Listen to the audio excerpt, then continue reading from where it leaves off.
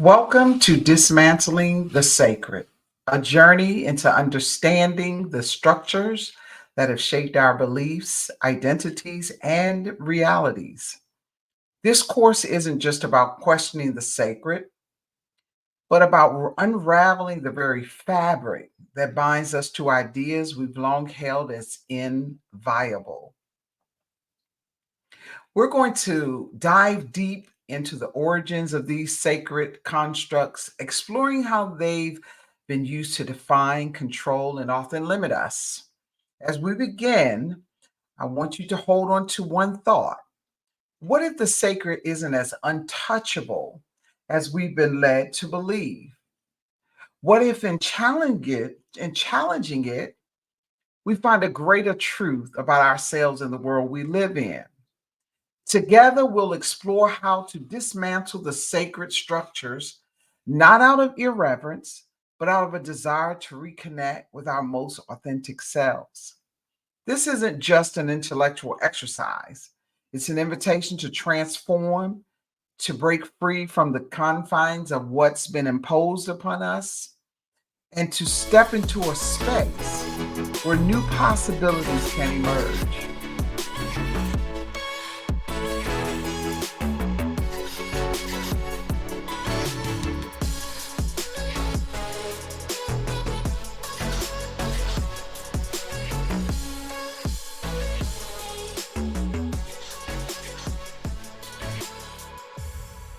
Hello, my name is Dr. Dorothy Parker, and I am your host for this class. And I hope that you will enjoy it and that it will be effective and productive in your life. And let's get right into our lesson. Today, we're going to talk about dismantling the sacred. And in dismantling the sacred, often we don't really understand what the sacred is. And so today, we're going to take an opportunity to touch it and to deal with it and to talk about it and to, at times, maybe even disrespect it to some degree. Based on what your perspective of disrespect is, we're going to dive deep into this course, and I am looking forward to this because this is one of my favorite topics to discuss, especially since I have been on this deconstruction journey and since I have not participated in religious doctrines, rituals, or practices in well over 14 years. And so I am also a transformation specialist, and I help clients to process pathways to their deconstruction process and other areas of their life where they may feel stuck spiritually, in whatever areas in their life that they feel that they need enhancements or they need to become even more aware to expand their awareness and consciousness in certain areas. So that's what I do. And here is one of the courses that I am providing for clients to be able to take and to be able to help them along their path. And so today we're going to explore deconstructing the sacred canopy. So imagine growing up in a world where every aspect of your life, from birth to death, is governed by a set of rules that you are told are divinely inspired and absolute. This is the world under the sacred canopy, a concept introduced by sociologist Peter Berger. At first glance, this sacred canopy provides comfort, order, and a sense of meaning. And what do I mean by this? We are socialized in society to provide avenues for us to create identities that we can live and socialize and interact in the world with institutions and with one another. And in creating these identities, there is a lot of times esoteric or existential questions that we come across in our life that alone we may not feel adequate enough to even answer or to even identify with. And so what happens is we grow up, our parents teach us, they help us develop.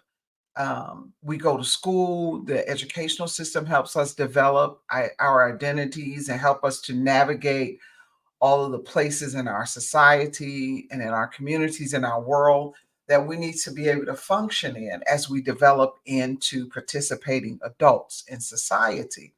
And along with that comes rules. And a lot of times those rules seem to be so structured that they almost seem divine.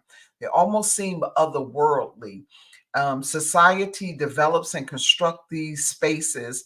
And what happens is, as these spaces and structures are realized and participated in, they almost seem divine like you can't break through, you can't break past these rules and these regulations.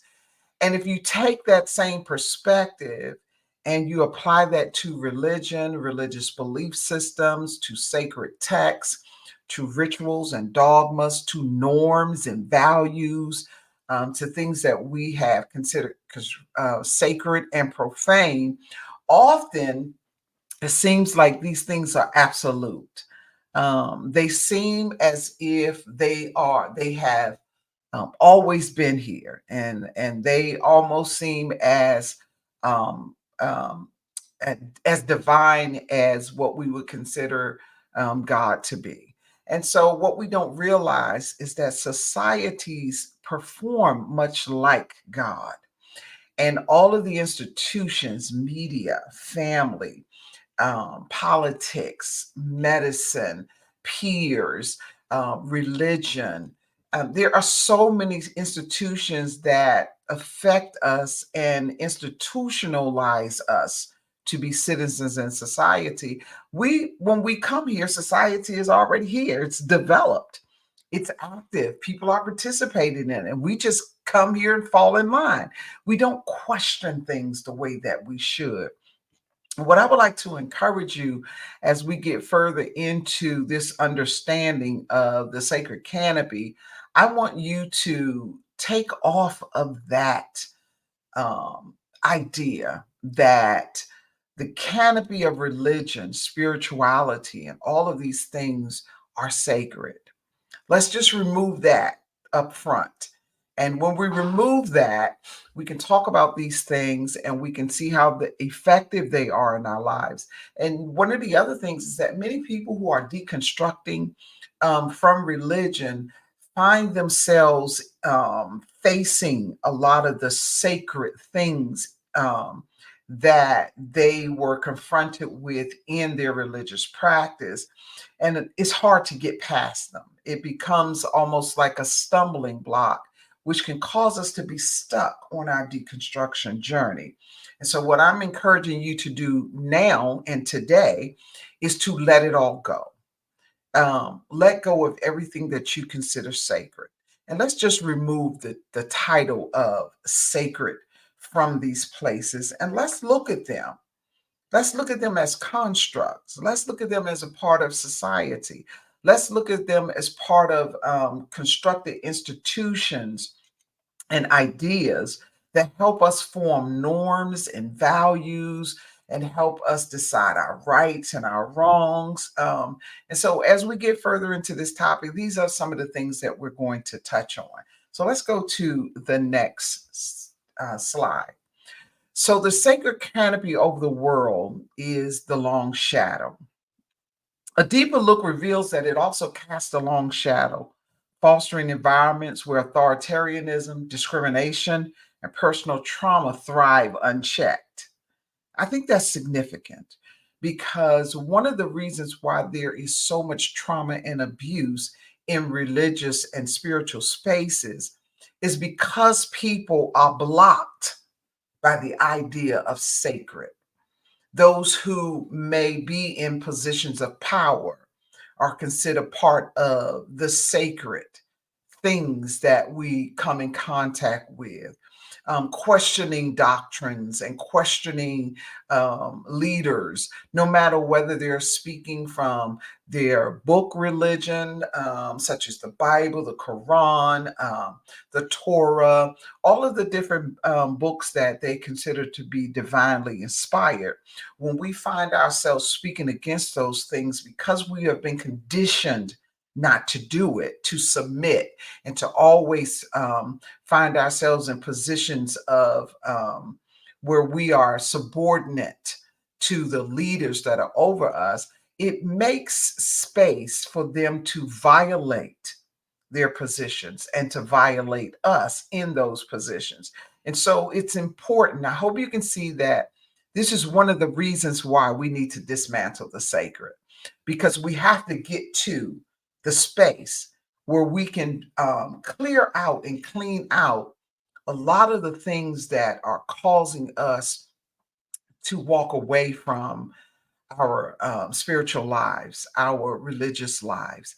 And sometimes these perspectives can be positive in our lives if we have the opportunity to make sure that they are viable, that they are safe, and that we can function in them healthy and not to feel trauma and abuse from them. So, religious doctrines are instilled with the utmost authority, often discouraging critical thinking and personal inquiry. This creates a pervasive atmosphere of fear and guilt, inhibiting natural curiosity and intellectual growth.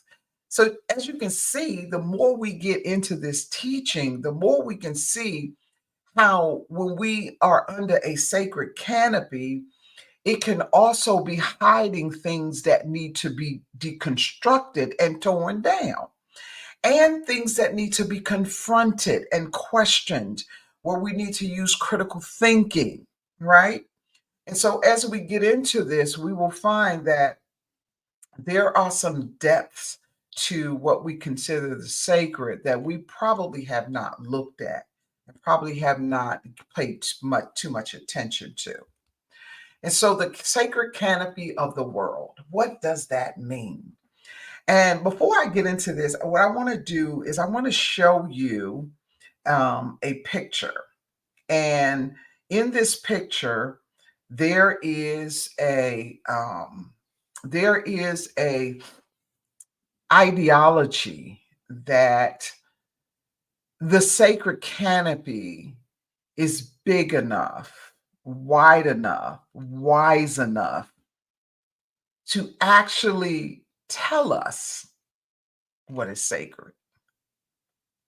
Imagine this. Imagine you're in the center of the universe. And in the center of the universe, you're inside of a box. That box is your religious teachings, doctrines, rituals, ideologies, practices, concepts, and theories. And so, but you're in the center of the universe and you're in a box, right? And that box is the sacred canopy. That box is where you live, where all of your ideas come from, where all of your thoughts come from, where everything you understand about who you are, where everything you understand about the universe, about the cosmos and your connection to it, everything that you understand about transience, where we talk about ideas of divinity, right? The esoteric. These are the existential. All of these ideas that you formulate are based on what you're receiving inside of that box. Now, imagine you're not inside of the box, but God is in the box. Everything that you believe is sacred is in that box. You're in the center of the universe. Imagine how expansive the universe is and how minute your little box is that you're living in. That is, and everything that you understand about your identity.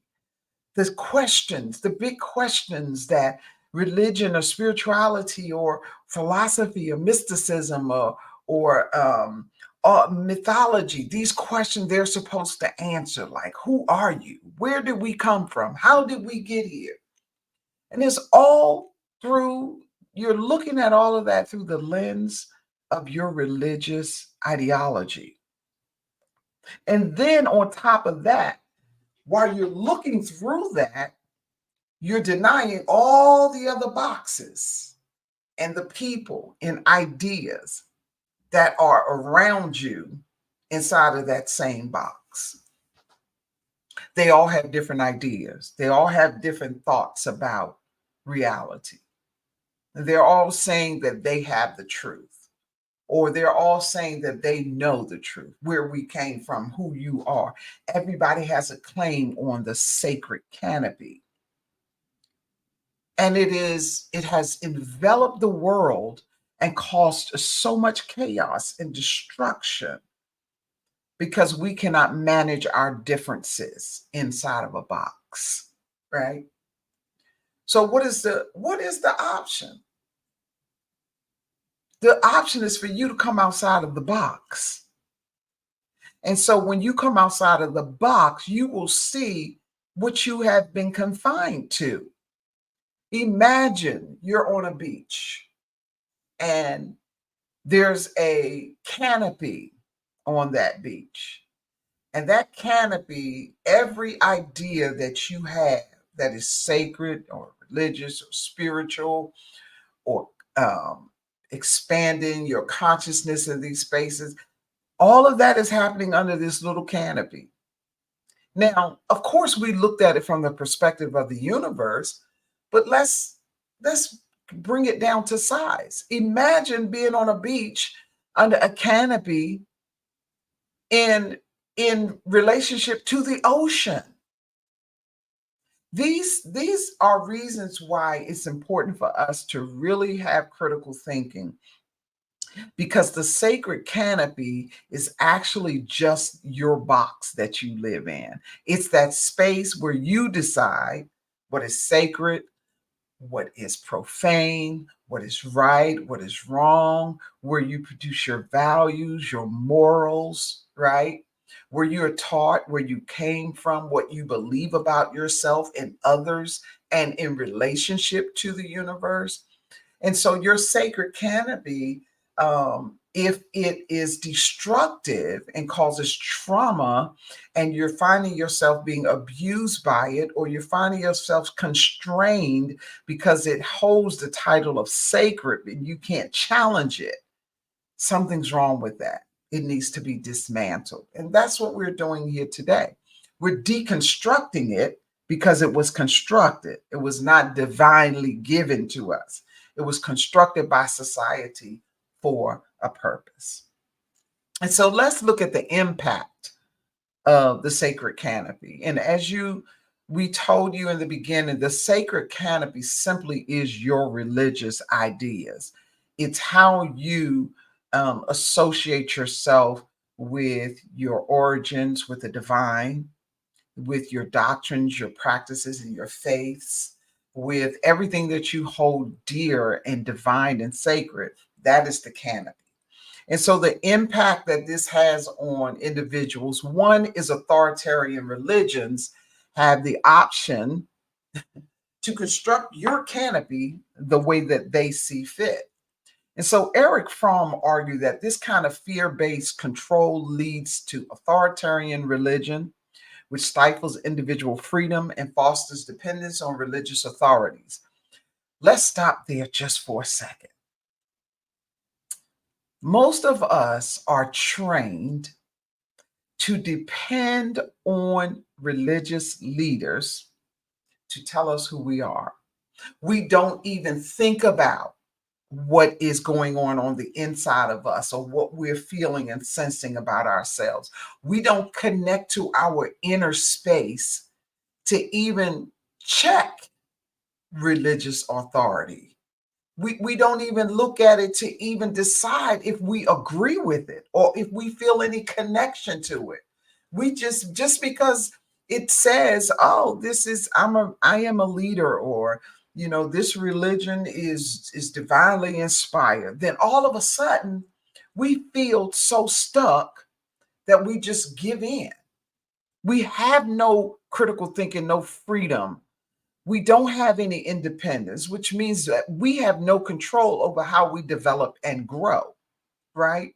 And so you'll find in a lot of religions, I came up in Christianity, and as a Christian, for well over 50 years, I found it to be very interesting that my growth depended on whether or not my leader or the organization saw my growth, right? It depended on whether or not they felt that I could move to the next level. And you know what? I realized that no matter what level or office you hold, because I've held the highest, and I've traveled internationally. I've been up in places with religious leaders that, I don't even mention. And so I have been as far as the White House under President Ronald Reagan as a minister. And so I am fully aware of what these positions are and the authoritarianism that they hold. I understand the control that they use to cause us and you to feel so insubordinate, to feel, quote, disobedient, to be considered unsubmissive and deviant, sinful, right? Fleshly, ungodly, being called devils or demons, right?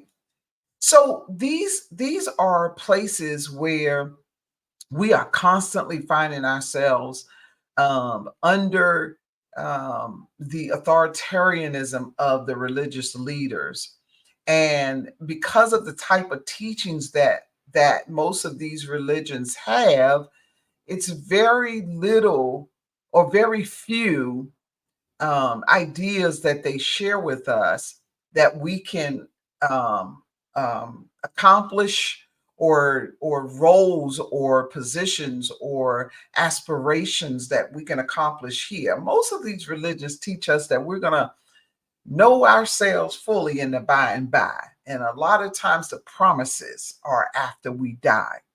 Very few of us can actually find ourselves growing into spiritual maturity while we're here, because everything that we do here is sinful, ungodly, it is fleshly, it is selfish, it is ego.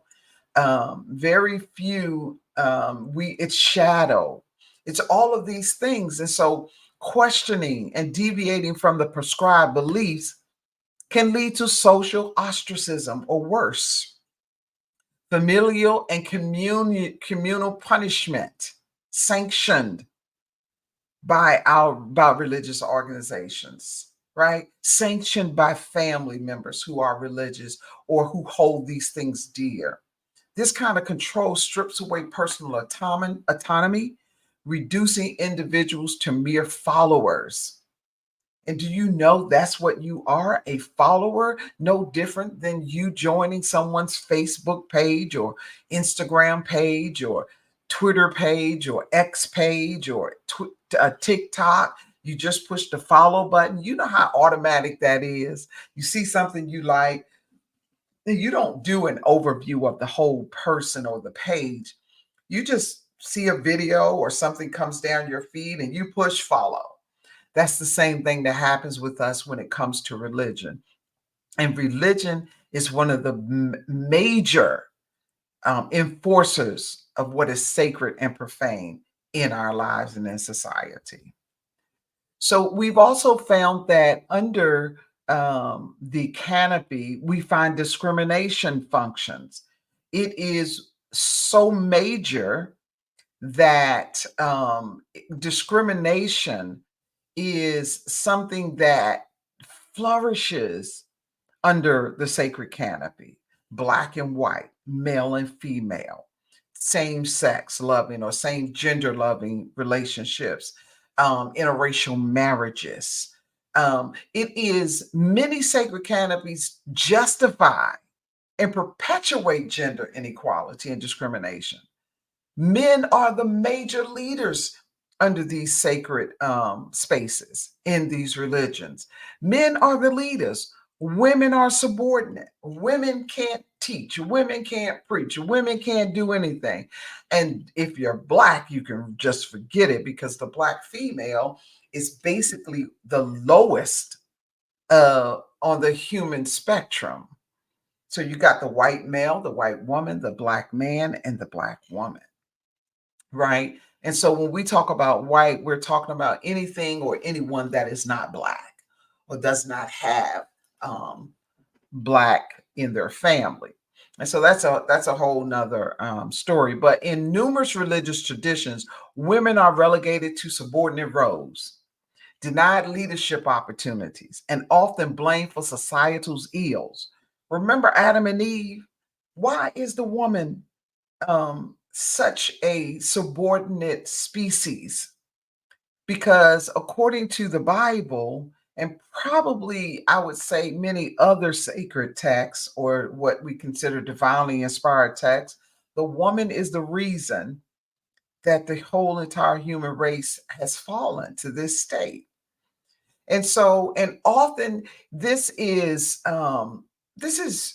it doesn't make any common sense, but we've accepted it. Why? Because it has what we consider to be the label of the sacred and the divine. So Simone de Beauvoir highlights how religion has historically been used to justify the oppression of women. Why is it that the things that we call sacred, the places that we go, the environments that we're in, why is it that authoritarianism, discrimination, abuse, trauma can thrive in these places? And we ignore them. We continue to go. We continue to participate. We continue to hold them up. And as females, being the majority of participants and followers of these places, we find we are the main reasons why a lot of these sacred places are still functioning. Men have practically walked away, especially in the Black church. The Black church is filled with women. If it's not women, then it is what they would consider to be same gender loving men. Men have basically walked away. Heterosexual men, white men have basically walked away. White women, women that are heterosexual women have walked away.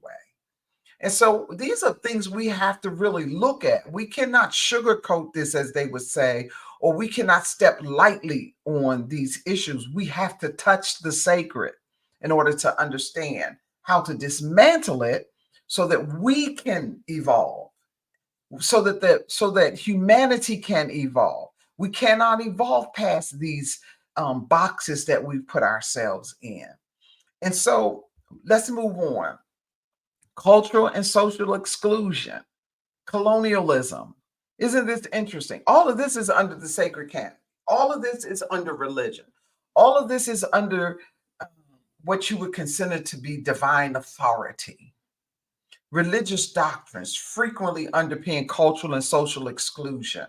Sacred texts have been used to justify slavery, colonialism, and the persecution of minorities. This has lasting impacts, creating deep seated prejudices, systemic inequalities that persist to this day. I watched a video the other day, and a young man asked the question, do God hate Black people? You know what my answer is? Yes, God hates Black people. And why would I say that? Because the sacred, divine being that the church and many of these religious organizations espouse to follow comes from, especially in America, comes from colonization. Our texts, I often tell people, if the Bible is divinely inspired, or any of these books are divinely inspired, why do men have copyrights to them? That's a whole nother story. That's a whole nother thought process. But just because we can identify with what we would consider a savior's oppression and a savior's, like they say, Black people can identify with Jesus, with his death, his burial, his torture, his discrimination. That does not make it true. We can create all kinds of stories to identify and connect with, but does it make it something that we should be holding up as sacred in our lives to the point that we're literally worshiping these things? And so you have to understand that you are what is sacred. You are the most sacred entity being on this planet in existence that is embodied in this space that we call life. You are what is sacred. Everything else is subordinate to you. And so if you don't think that you're the most sacred being on the planet, then yes, you're going to elevate everything around you to the space that you should be occupying. And so why is these religious or sacred spaces, this canopy, so rigid, resisting progress and change, rigid and unchanging? Because we hold it sacred and we don't think that anything that is sacred can change. We believe that the word of God is infallible and is inerrant, and that means that it never changes. And when God said it, that's what he meant. And it don't change because if he said it, he knew from the beginning to the end what was going to be. Come on, y'all. How much common sense are we using today in 2024? How much of our critical sense are we using? And why is it that, let's take a hypothetical. So God created this entire world, this entire universe, this cosmos, all these dimensions, all of these spaces that we're in, our mental, our physical, our spiritual space, our emotions, created all of these portals for us to experience reality. And then we got a little book and we got some doctrine and some rituals that are resistant to progress and change. And we have applied it to our life in this space that we have been created in. It makes no sense. Change is inevitable.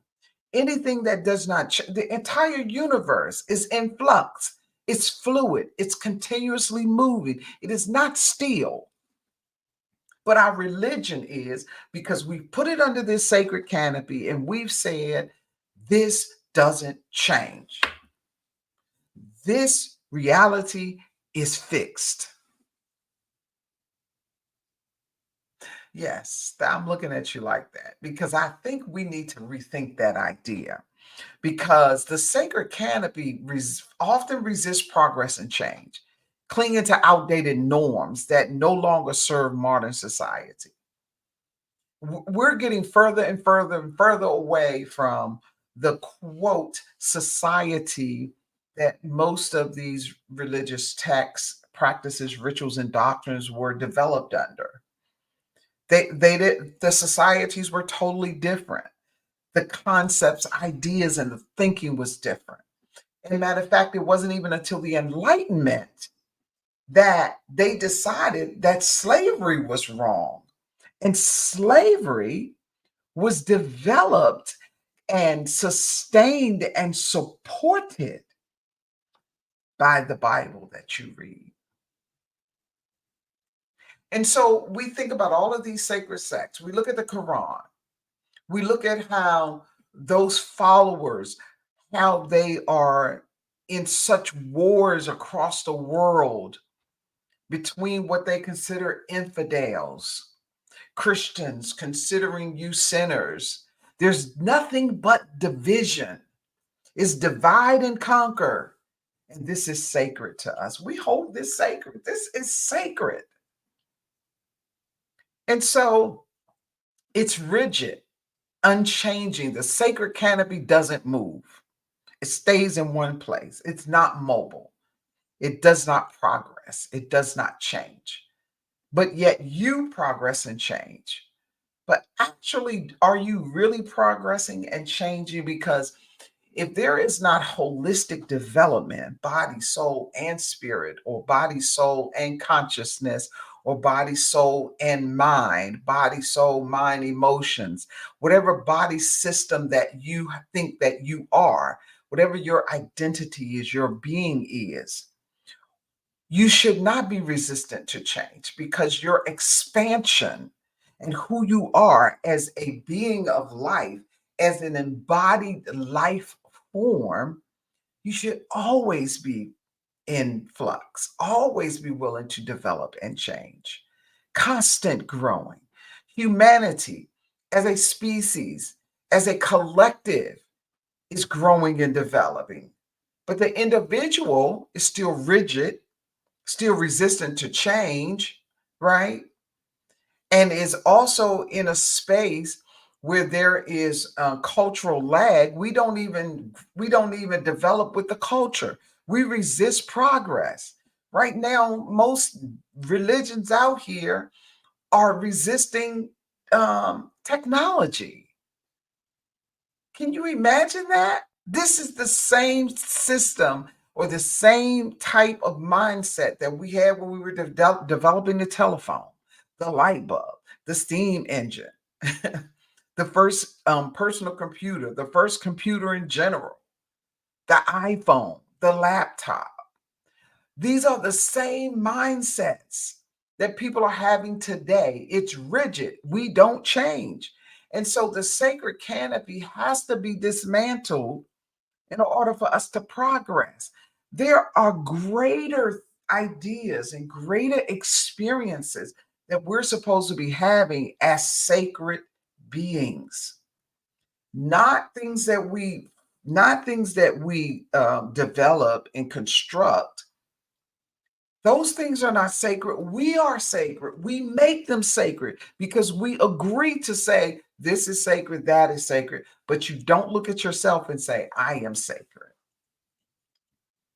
And so issues such as LGBTQ rights, gender equality, scientific advancements frequently clash with traditional religious teachings. Why?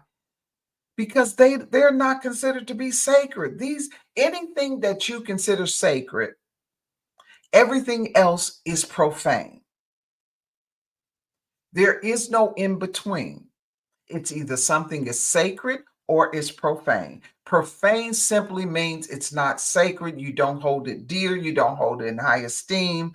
You don't look at it from any type of perspective where it is something that you would use to progress or develop under.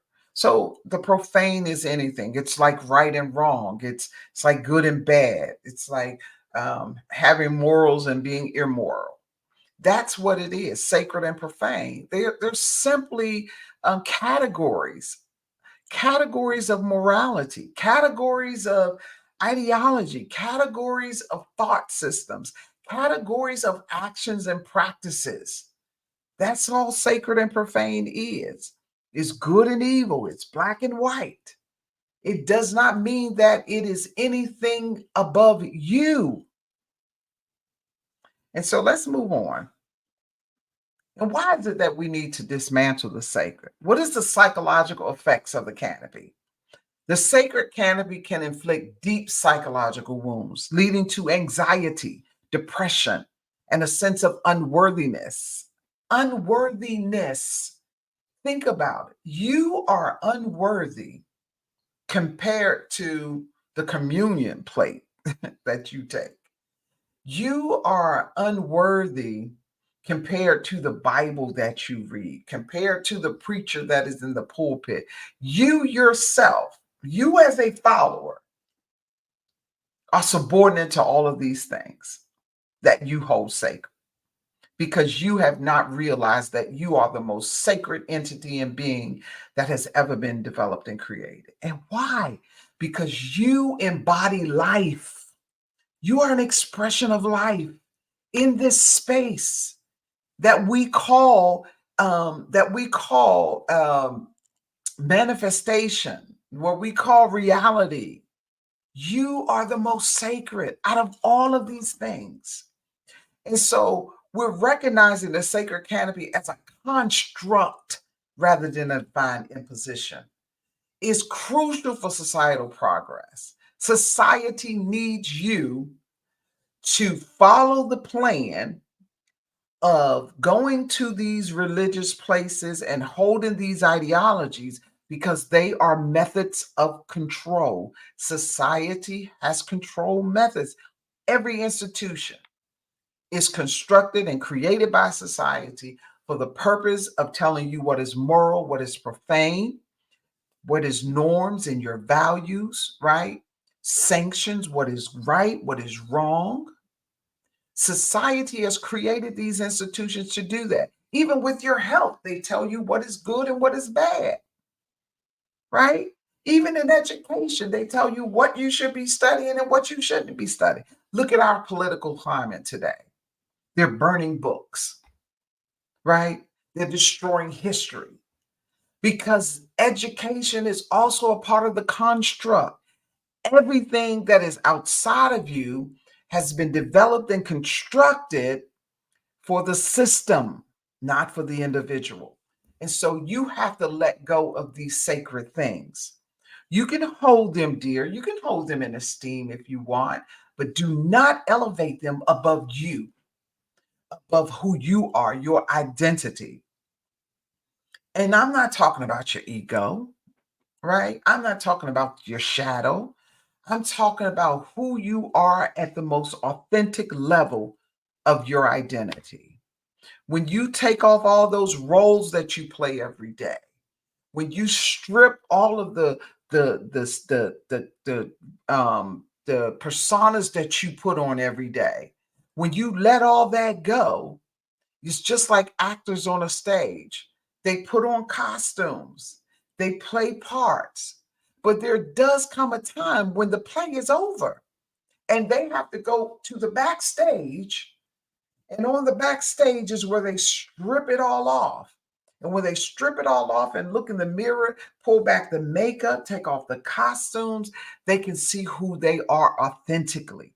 We don't do that when it comes to religious things. We don't do that when it comes to spiritual ideas. We don't do that. We take it with us 24 hours a day. I just did a series on spiritual fatigue, how our religious practices, rituals, how they exhaust us, body, soul, and spirit, how the mind breaks down because of fatigue, mental fatigue, emotional fatigue, physical fatigue, spiritual fatigue. We don't think we get fatigued spiritually, but yes, we do. And I encourage you to go listen to that teaching and to take that course on spiritual fatigue, understanding the energy levels that affect us every day of our lives, the three energy levels, the mental, the physical, and the spiritual energy spaces that affect us. Yes, they affect and impact each other. And so that teaching is there and it's available for you. But let's get back to the psychological effects of the canopy. The sacred canopy can inflict deep psychological wounds, leading to anxiety, depression, and a sense of unworthiness. Now, I have a master's degree in psychology.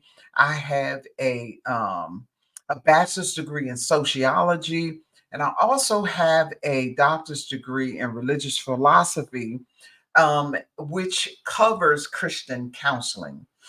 And so, one of the things I have found in my journey is that, and even recently, I took a course from the Global Center of Religious Research. I took a course on religious trauma and abuse. And in that, what I have found is therapeutically, a lot of clients are coming from religious spaces. They're experiencing anxiety, depression. They're experiencing unworthiness, fear, trauma. It is unprecedented how the psychological impact of the sacred canopy is causing so many minds to deconstruct, right? But in the process of these minds deconstructing, they don't know what to do because everything that they have done in their life under the sacred canopy is what has developed them and their identities. And so, recognizing the sacred canopy as a construct rather than a divine imposition is crucial for societal progress and for your psychological sanity.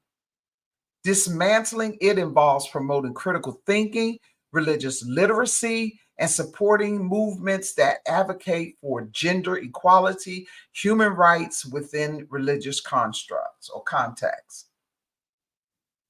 And so the psychological effects of staying up under the sacred canopy is getting to be, it is starting to cause a spiral effect. Instead of people advancing and expanding in their awareness and their expanding in their consciousness, expanding in who they are, their identities, their authenticity, people are actually crashing mentally because they cannot handle the rigidity of the sacred canopy. It won't grow, it won't progress, it doesn't move, it doesn't expand because we hold it sacred. We need to let it go. I'm a proponent of letting things go. Don't hold on to anything. There is nothing that is so great and so powerful that you need to hold on to it. We are in constant change, constant flux. We're fluid beings. Let's see, constructing the sacred canopy. We've talked a lot about the sacred canopy, and we've also shared with you some of the effects of it. But how did the sacred canopy get constructed? And how did we end up having a social contract with it that we have been bound to, many of us, for our entire lives? Generations of our families died holding this social contract. And today, families are broken and divided. Families are torn apart simply because of this sacred canopy, because they hold it more dear than the relationships they have with one another. The family is sacred. Marriage is sacred. All of these things are sacred. And if you run into them and you challenge them, they're going to sanction you and you're going to be labeled a heretic, right? You're going to be labeled a sinner. You're going to be labeled a infidel. You're going to be excommunicated, right? You're going to be considered selfish and sinful and demonic and the devil and all of these negativities, these negative concepts that they use to make a distinction between the sacred and the profane. You're going to fall right into the profane box because you're going to be in one box or the other unless you break the contract to come out of this box. So, constructing the sacred canopy, religious institutions. The construction of the sacred canopy begins with the establishment of religious institutions. These institutions, such as churches, mosques, temples, and synagogues, play a critical role in shaping and maintaining religious beliefs and practices. They provide a sense of order and purpose, presenting themselves as the ultimate arbiters of what is sacred and what is profane. How much clearer can I be? How much clearer can we be with that? That is the role of the sacred canopy in society. That is the reason it was constructed. That is the reason why you have a social contract with it, one that you didn't even devise yourself. Many of us were born into this space. Many of us follow family traditions. We do things by habit. We're looking for that collective effervescence, that energy, that spirit, that fire that we get being in community. And it is killing us. Agents of socialization. Religion is an agent of society. It is not an agent of God. It is not the voice of God. Religion is not divinely inspired. Religion is constructed, and it is developed, and it is um, institutionalized for the sake of society and the human collective, keeping the collective in order, keeping control, keeping balance, letting you know what you should value, telling you what you should hold sacred, telling you what your morals should be. This is the purpose of religion. It's nothing wrong with that purpose. It's only something wrong with it when you elevate it above what it's supposed to be. And the strain of this making religion sacred is causing that canopy to be stripped. It is weakening. That's why therapy offices are being filled with clients who are religious, who can no longer live under the strain of the rigidity of this sacred canopy. Religious institutions, right? They influence other social institutions like the family, education, and politics. Parents pass on religious beliefs and practices to their children, instilling a sense of what is morally right or wrong, according to the sacred canopy. Education systems also play a significant role, reinforcing the moral and ethical teachings of the sacred canopy. Right? And so when you look at it, you can almost feel the confinement, the rigidity of your belief systems. You can almost feel them pressing down on you when you understand what the sacred canopy is and how it is causing your progression and your development as a being of life, as an embodied life being in this space, in this universe, in this cosmos that you are connected to. It is causing you to feel confined to these spaces, to these churches, to these organizations, and these groups. And families have just been ripped to shreds. On September the 10th, I am doing a seminar on deconstruction of religious families. Why? Because people need to understand the depth of where this goes and how it affects us. So let's look at the role of media and community, reinforcement of the sacred canon. The media is another powerful agent of socialization that contributes to the construction and maintenance of the sacred canopy. Religious programming, news reports, and entertainment can reinforce religious values and norms. Peer groups and community networks also play a crucial role in reinforcing or challenging the sacred canopy values. Why? Because you need these things in order to keep it going. If you don't have mechanisms to keep it going, it will fall. If you completely let it go and don't participate in it, then you'll really see how divine it is. It will not hold up, right? And so it's important that we understand that, wow, I am the most sacred. I am the most special, the most highly valued, the most highly moral entity, being that is in this space that we call life. And that means that every person, every embodied being is sacred.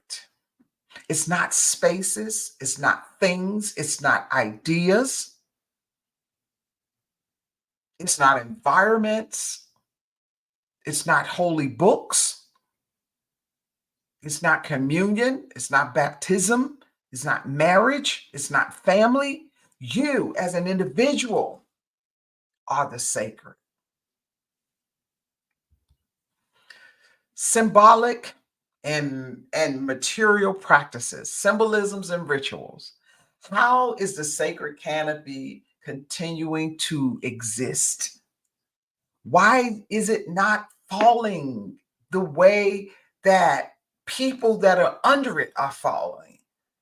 Right? The sacred canopy is maintained through symbolic and material practices. Symbols like religious texts and icons and artifacts serve as tangible representations of the sacred material practices of the sacred. Material practices such as religious holidays, dietary restrictions, and dress codes are daily reminders of the sacred canopy, embedding its values into everyday life.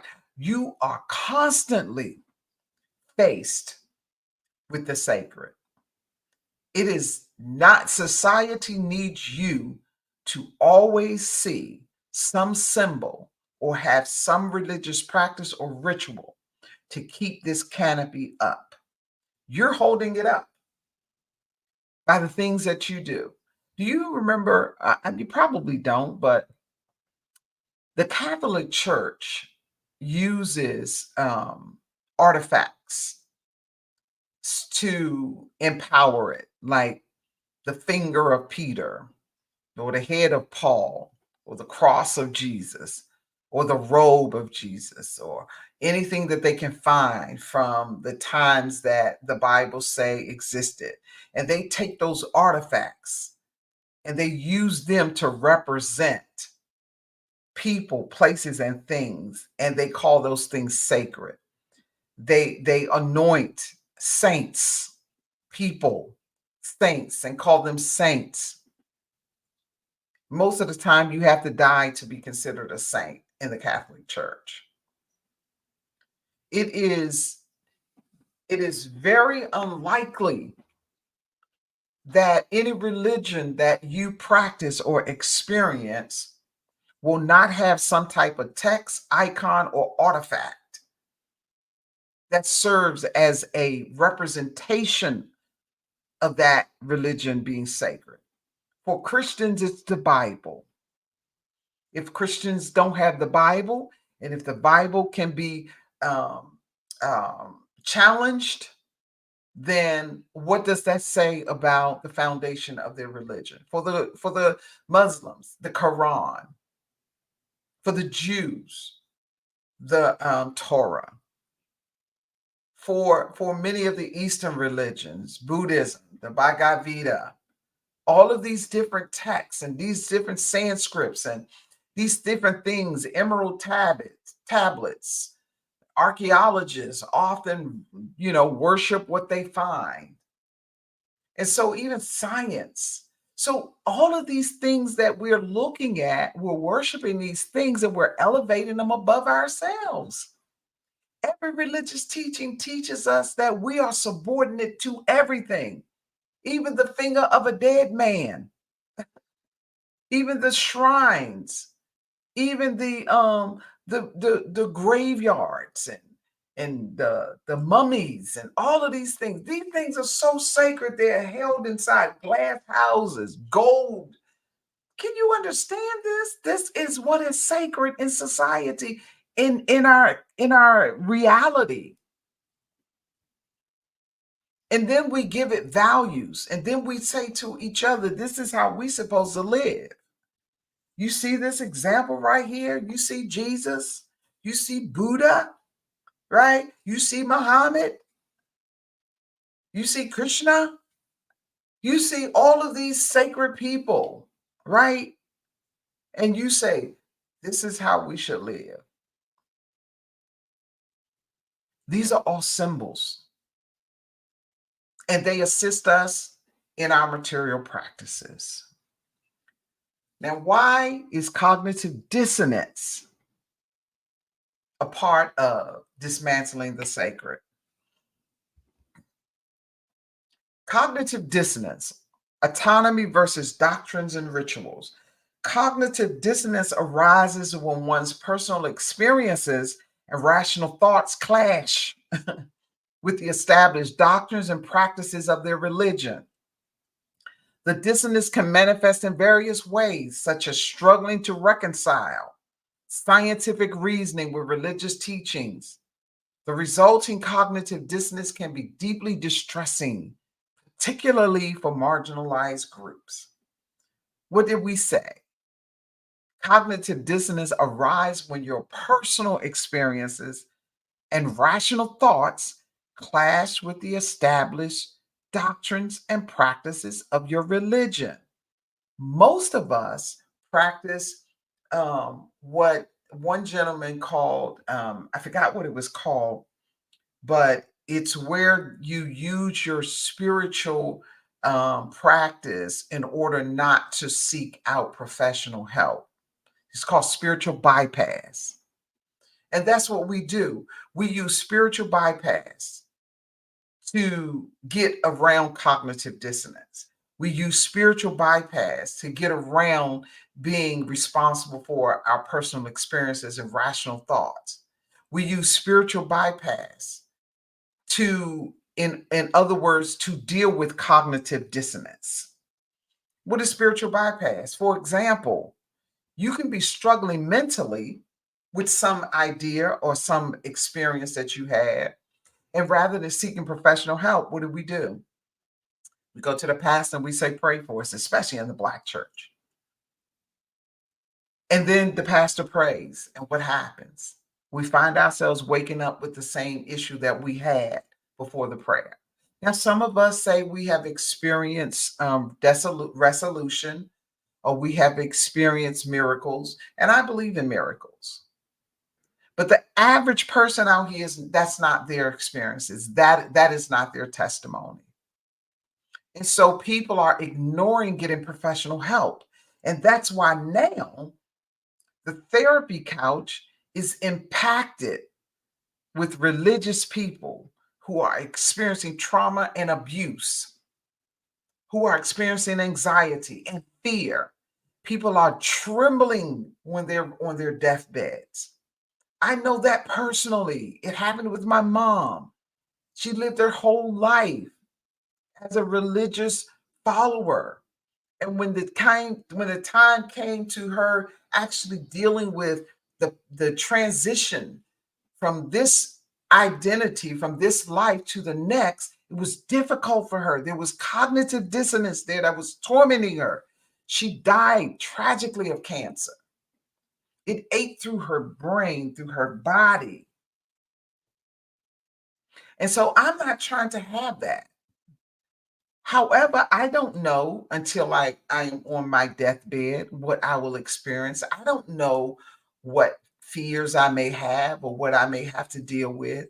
But what I am trying to do while I can is to strip away all of the farce, all of the stuff that is clouding my vision, that is clouding my ability to be authentic, to have authentic experiences. All of that, I'm getting rid of it. I'm questioning everything. My critical thinking is on high alert right now. And I am sacred. I am not profane. I am not a sinner. I am not evil. I am sacred. I am divine, right? I am life. I am the very essence of reality, of existence for all embodied beings, all embodied creatures. We all have that sacred substance that we call life. But yet it is being exchanged cognitively for something that is outside of ourselves. I know there's a scripture in the Bible that says, shall the clay say to the potter that made it, I'm better than you? So you're telling me all these constructs and all of these institutions that we have created is greater than us? Only when we agree to the social contract. Intersectionality of the individual autonomy. The sacred canopy often comes at the expense of individual autonomy and authenticity, creating a tension that can lead to cognitive dissonance. Eric Fromm's concept of authoritarian religion captures this dynamic, highlighting how religious authorities suppress individual freedom and critical thinking. The psychological impact of this environment can be profound, as individuals may suppress their own doubts and questions. What happens when we suppress our doubts and questions? We create shadows. What are shadows? Shadows are all of those parts of us that we don't want to face. We put them back in our subconscious. The shadows are all of those parts of our identity that we don't want others to see.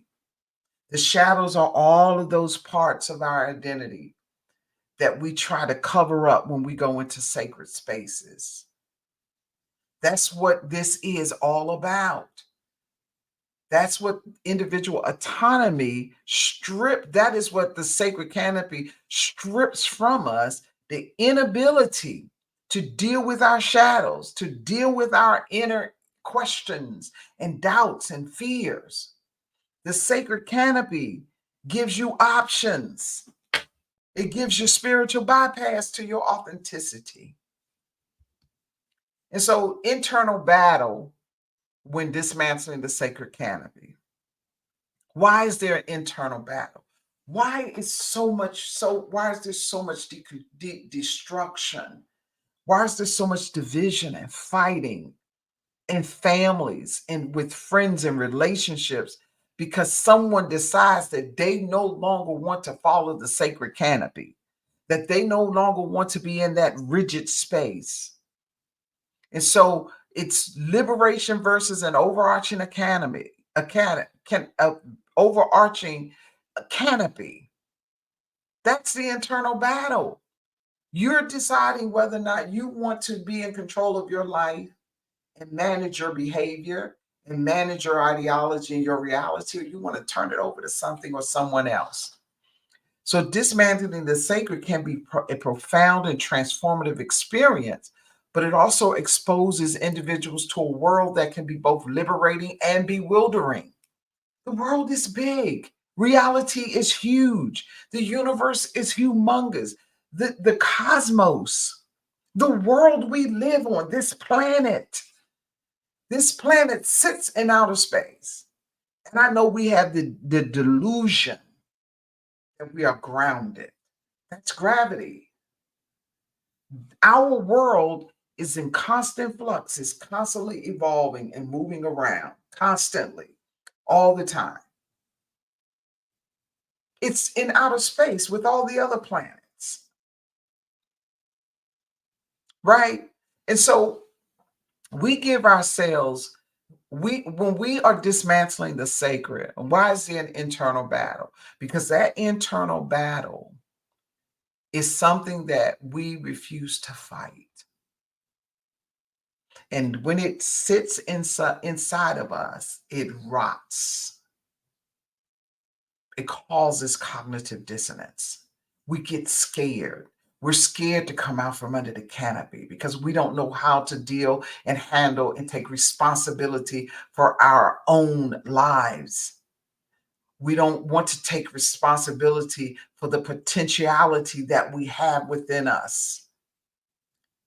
We don't want to be brought back and drawn back to our spiritual center of gravity because it requires us being responsible. And it's easy to turn it over to some institution. It's easy to say this thing or this idea is bigger than me. Nothing's bigger than you. You make everything bigger than you. And so without the overarching authoritarianism of the sacred canopy, individuals must now find their own way. This is where the internal battle, this often is what scares people from leaving this canopy. Developing personal ethical frameworks and making sense of a world that no longer has the same clear-cut answers. This transition can be disorienting as the familiar structures of belief and morality that once provided clear guidance are suddenly absent.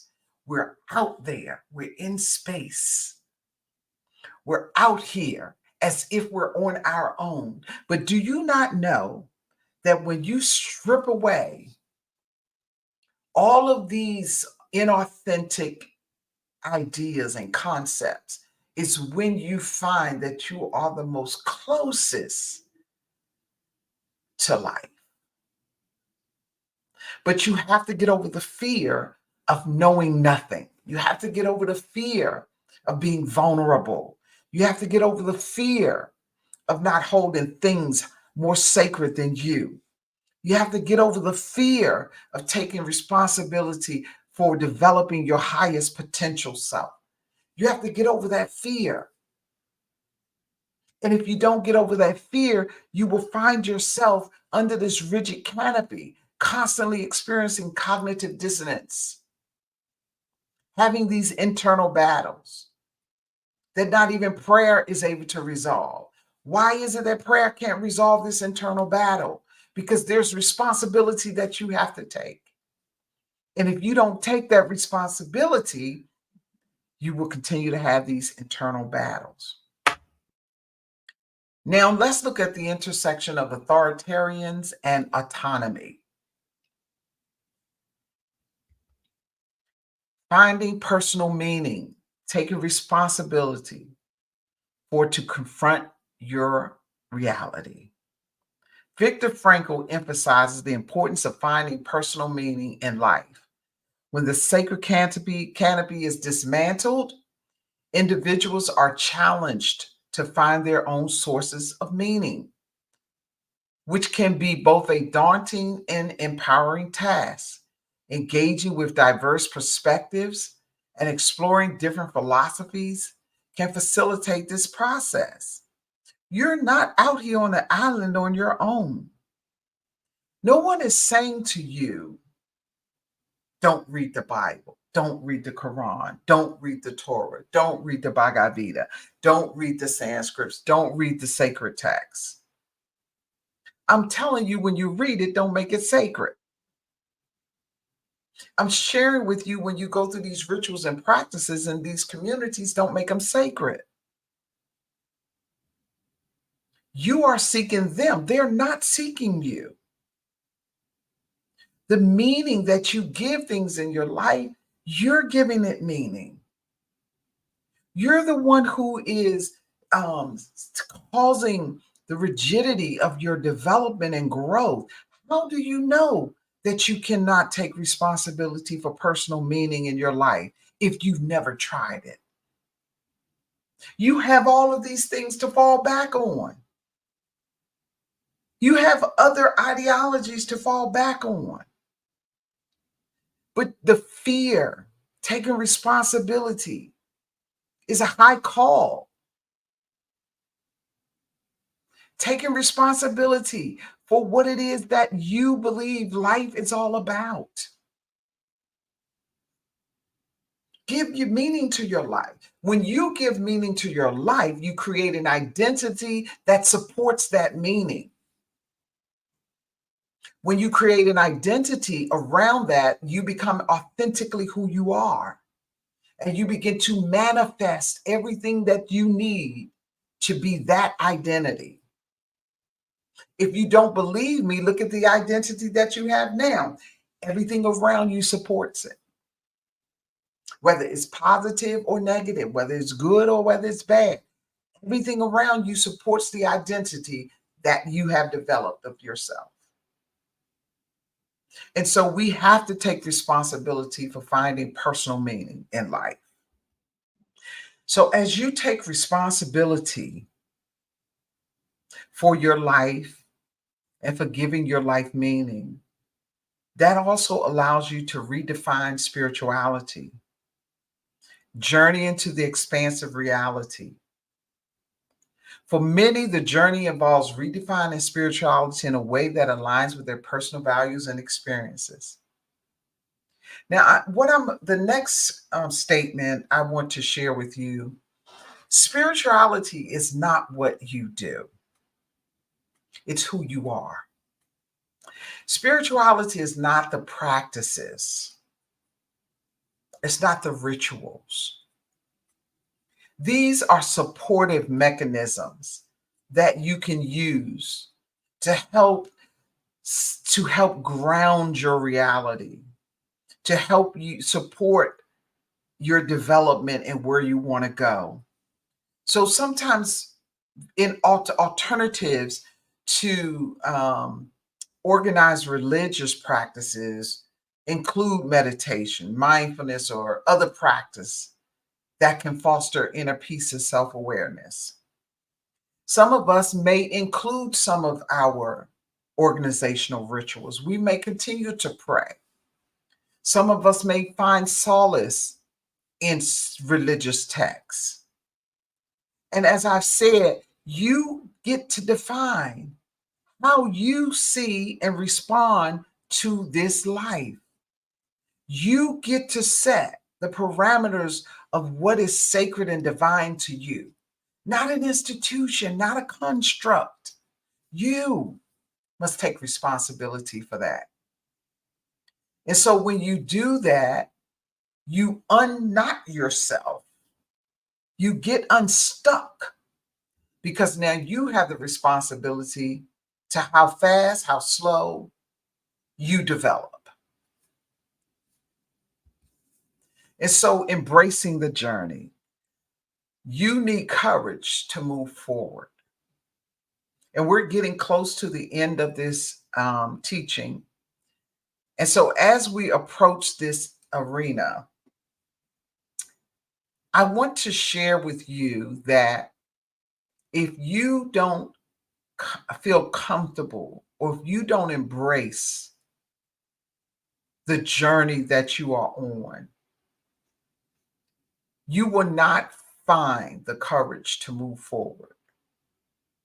If you don't see this as the authentic choice that you have, something will come along, traditional, something you've experienced, something you're familiar with, will come along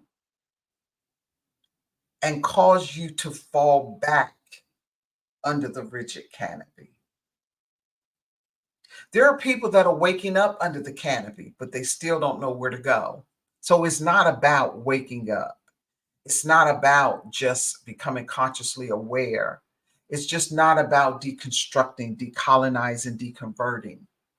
It's about embracing this new space and moving forward to navigate the overwhelming vastness of reality. We don't need a sacred canopy that protects or stifles us.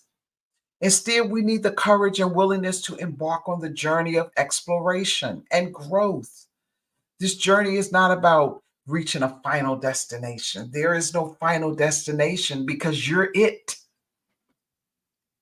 It's about remaining open and receptive to new experiences and insights. You are the destination. You are the journey. You are the development. You are the sacred. Everything outside of you are tools to develop you and who you are, to allow you to have an experience as embodied life in this reality. This is what embracing this journey looks like. It's about having the courage to move forward, not to stagnate, not to look back. Don't look back. There is no back. There's only now. Right now, this moment that you're in, you can embrace your choices, your authenticity. Removing the canopy. The canopy is an umbrella that's just too small for who you are. And when you embrace the reality of who you are, you'll realize that it's too small. The metaphor of humanity trying to fit under one umbrella while gazing out at the vast ocean captures the essence of our existence within the cosmos. Just as celestial bodies thrive in open, expansive environments, so too must we as individuals learn to navigate and flourish without the constraints of an overly protective or restrictive sacred canopy. We're not static beings meant to remain confined within narrow boundaries. Our growth and development depends on our ability to remain fluid, open, and attuned to the broader reality. We've got to get used to open space. Where's that open space? It's inside of us. We keep feeling it with things. We keep feeling it with ideas that are not authentic to us. Again, another plug. I did a video, I did a seminar on energy depletion, spiritual fatigue. This is how we become spiritually fatigued and stagnant because we don't embrace broader realities. We don't embrace growth and change. We embrace superficial growth, superficial change. We get a new idea. We think that's growth. Oh, I learned something new today. Yes, that's a part of growth. But the greatest growth that you can have is being comfortable in yourself, knowing that everything that you express, the ideas, the way that you live is authentically you. You're dealing with your shadows, you're dealing with your ego, you're dealing with your shortcomings, you're dealing with areas in your life where you need growth. This is a part of it. This is a part of the broader expansion of reality. This is aware and become self-aware. This is becoming having a conscious expansion. This is about the deconstruction. This is about how you reconstruct who you are as you deconstruct all of the false personas that you have had in your life. You're deconstructing from constructs and you're reconstructing who you are. And you're embracing that, knowing that all of these other spaces are just too small for who you are. And so, in conclusion, the canopy is a human attempt to understand a big reality. What a powerful way to close. Let's say that again. The canopy is a human attempt to understand a big reality. Let's replace canopy with religion, with any ideologies, with anything that we hold sacred, anything that we hold above ourselves, anything that we elevate, anything that causes us to shrink, anything that causes us to feel like we have to live rigidly. That canopy is an attempt to understand a big reality. And it's your attempt to understand it because you chose to have a social contract with the canopy. So, by recognizing the sacred canopy as a human construct, individuals can begin to challenge and reshape their beliefs, seeking a balance between personal autonomy, communal values. This process is essential for fostering a more inclusive and compassionate society where diverse perspectives and identities are respected and celebrated.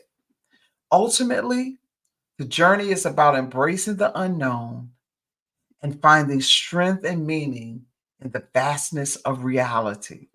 In other words, when you dismantle the sacred canopy, you can be restored to your spiritual center of gravity. Let's say that again. When you deconstruct these sacred canopies that you have lived under all of your life, then you open yourself up to embrace your spiritual center of gravity.